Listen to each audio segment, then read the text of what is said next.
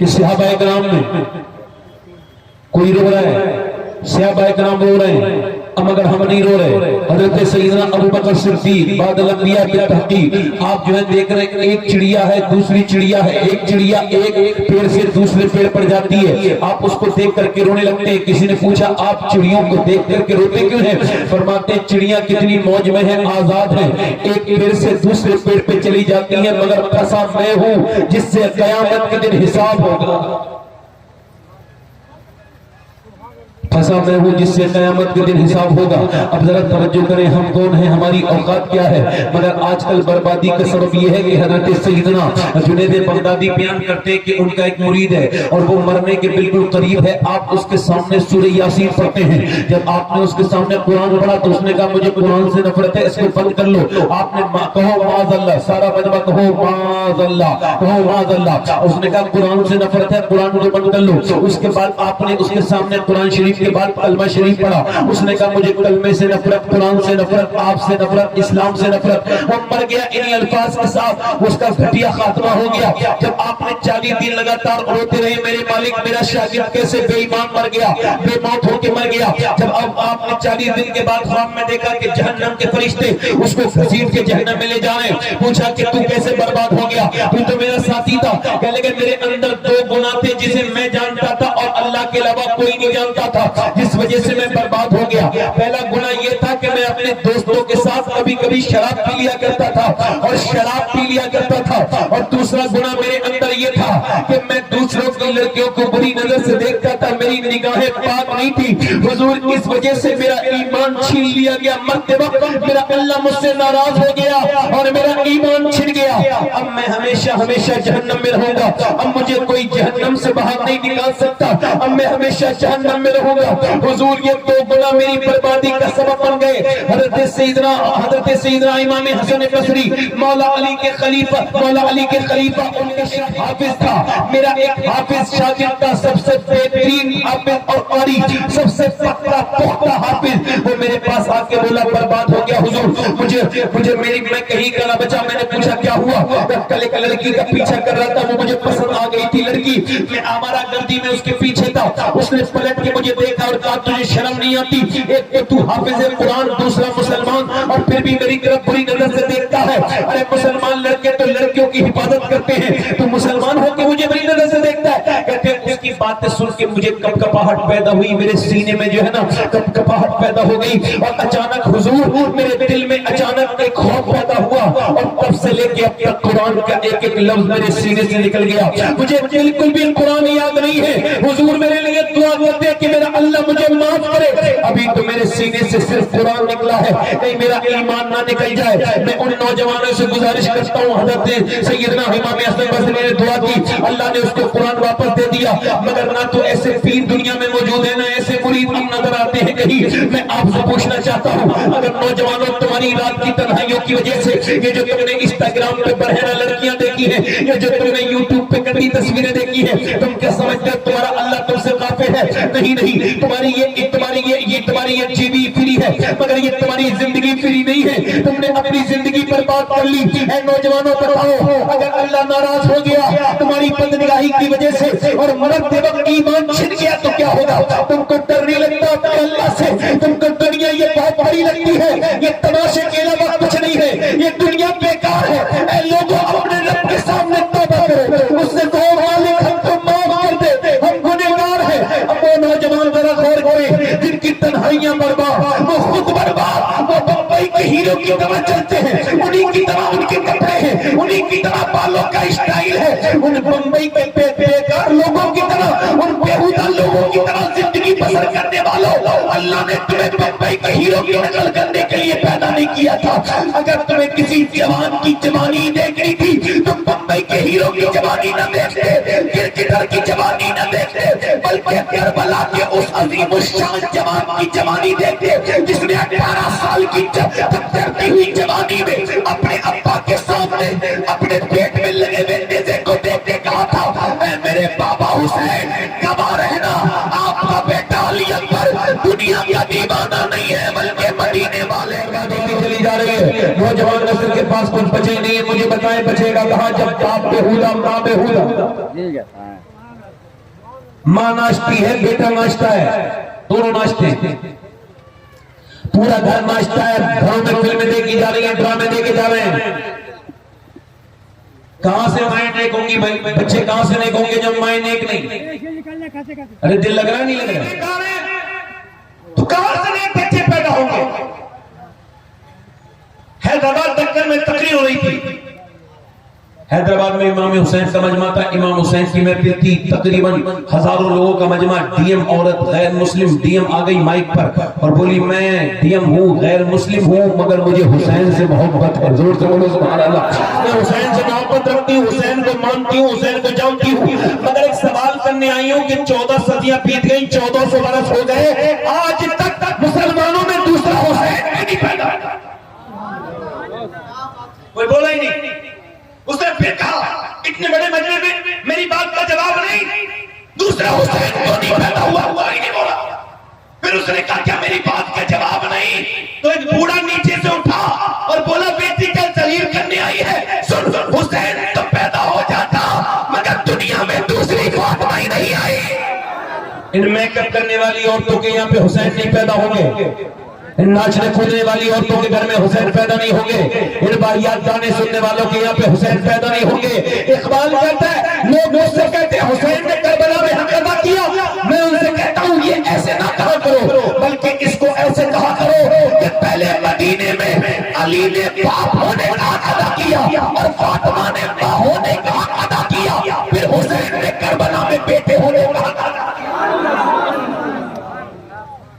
اب باپ گھر میں آ کے کھیلنے لگے گیم اور بچوں کو ٹائم نہ دے، نہ انہیں مسجد لے کے جائے، نہ ان کے ساتھ نماز پڑھے، نہ ان کو نماز پڑھائے. ایک بزرگ کہتے ہیں میری ماں آٹا سے روٹی بنا رہی تھی، اس کے ہاتھ میں بیلن تھا، میں 10 سال کا ہو چکا تھا، مجھ سے بولی جا نماز پڑھ جا، میں نہیں کیا. پھر اذان کی آواز آ رہی تو مجھ سے بولی جا نماز پڑھ لے، کہتے میں کھیل میں لگا رہا. وہ اٹھی تو اس کی روٹیاں بھی گر گئیں، اس نے زور سے میرے سر میں اپنا بیلن مارا، کہتے میرا سر پھٹ گیا، میں کانپ گیا، 10 سال کا بچہ تھا. ماں نہ ماننا جا رہا ہوں، کہتے میری ماں نے میرے کپڑا باندھا اور میں مسجد میں چلا گیا. اس کے بعد میری آج بوڑھا ہو گیا ہوں، نماز قضا نہیں ہوئی، میری ماں مرنے والی تھی. میں نے ان سے پوچھا آخر تو نے روٹیاں چھوڑ کے میرا سر کیوں پھاڑا تھا؟ تو میری ماں نے کہا تھا میرے لال مجھ پہ روٹیاں بنانا فرض نہیں تھا، تجھے نمازی بنانا فرض. ریسرچ ہوا، ریسرچ کیا ہوا؟ ریسرچ یہ ہوا کہ کون سے بچے پاگل پیدا ہوتے ہیں ماں کے پیٹ سے، جو اسپیشلی ماں کے پیٹ سے ہی معذور پیدا ہوتے ہیں، مینٹلی ڈسٹرب، جن کا دماغ کام نہیں کرتا. یہ کون بچے ہیں؟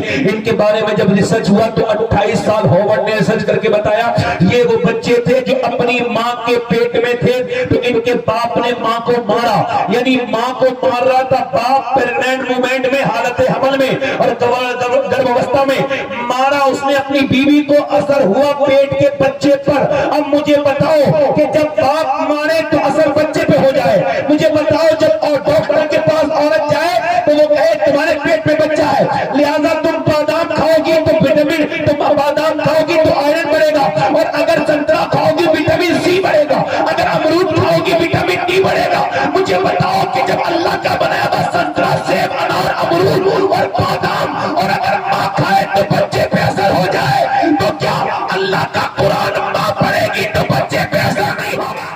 ہاں میں ممبر پہ بیٹھتا ہوں بس سبحان اللہ کہتا ہوں ہلکے ہلکے جو بھی، مگر بولتا ہوتا نہیں ہوں. اس کو میں بڑا متورک سمجھتا ہوں. 2 زانوں بیٹھتا ہوں، حضور کی محفل ہے، بے وضو اپنی پوری زندگی میں نے تقریر نہیں کی. اللہ کا شکر، پوری زندگی میں اللہ کا احساس ہے. اور میں اللہ سے دعا کرتا ہوں میرے مالک جب تک زندہ رکھ، جب تک میں حضور کا ذکر، حضور کے ذکر کو اپنی حیثیت کے حساب سے کرتا رہوں، بس جتنا ہو سکے ادب بجا لوں. لوگ کہتے ہیں نا وہ 1000 بار منہ کو دھو اس کے بعد حضور کا ذکر کرو. میں کہتا ہوں کچھ نعت پڑھنے والوں سے آپ 1000 بار مت دو، ایک بار گٹکے کا گندا منہ دھو لو.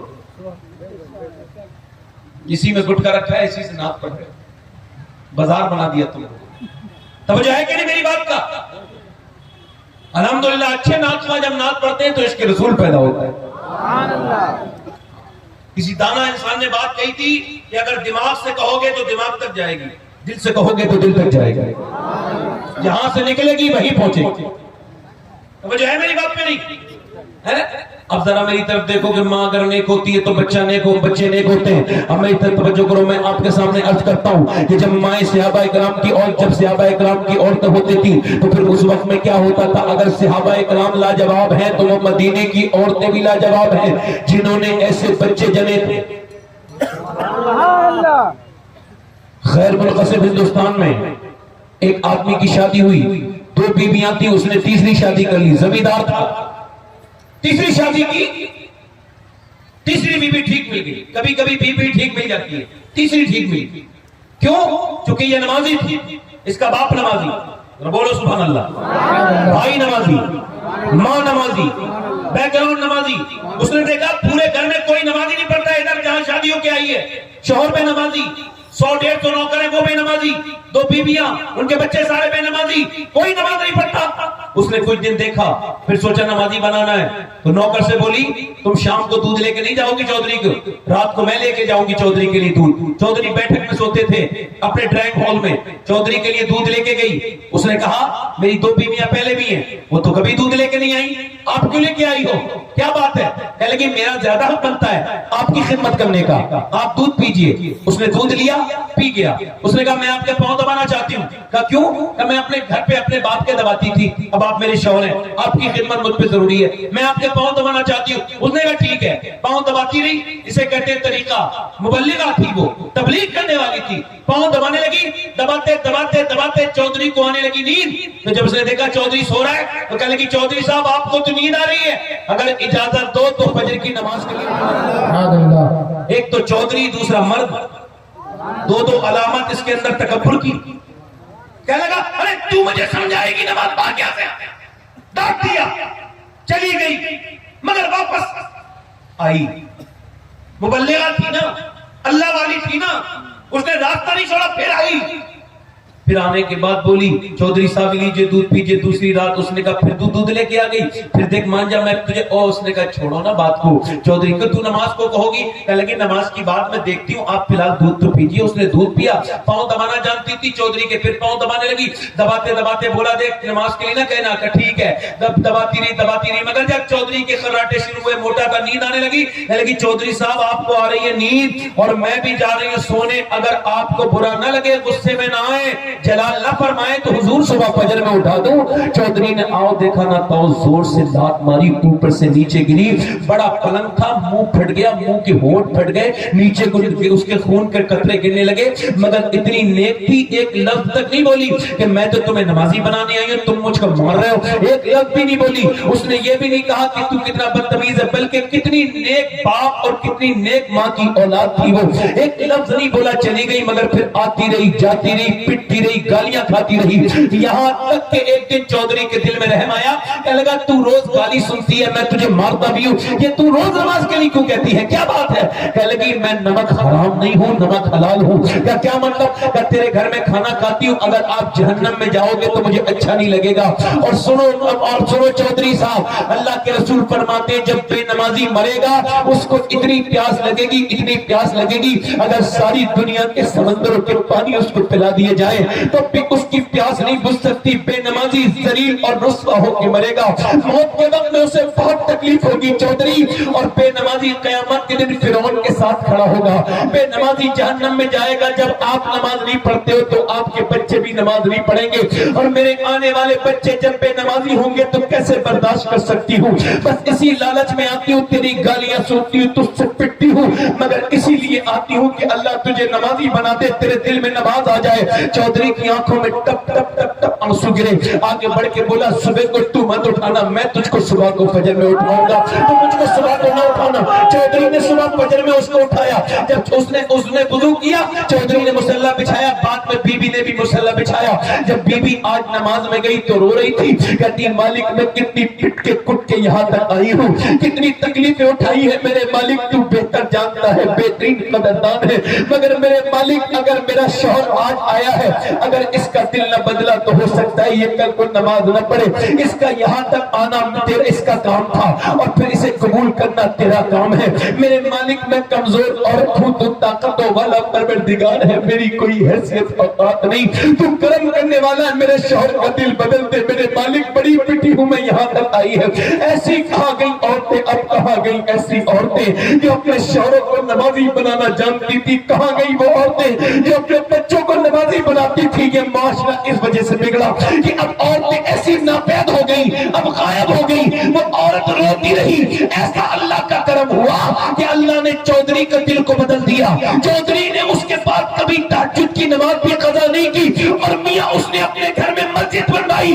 سارے نوکر نمازی ہو گئے, پورا علاقہ نماز پڑھنے لگا, سارا گھر نمازی ہو گیا. جب ان دونوں کے درمیان میں بچہ پیدا ہوا, چودھری اور چودھران کے درمیان, تو اس بچہ کوئی عام بچہ نہیں تھا بلکہ اللہ کا ولی سلطان العارفین سلطان محمد باہو تھا, جس نے کہا تھا تسبیح پھری پر دل نہیں پھریا, کی لینا تسبیح پڑھ کے ہوں, علم سکھا پر ادب نہ سکھیا, کی لینا علم پڑھ کے ہوں. یعنی جب ماں نیک ہوتی ہے تو بچے بھی نیک ہوتے ہیں, شوہر بھی نیک ہوتا ہے. جب باپ احمد رضا ہوتا ہے تو بیٹا مفتی اعظم بن کے پیدا ہوتا ہے, اور جب نانا مفتی اعظم ہوتا ہے تو بیٹا تاج الشریعہ بن کے پیدا ہوتا ہے.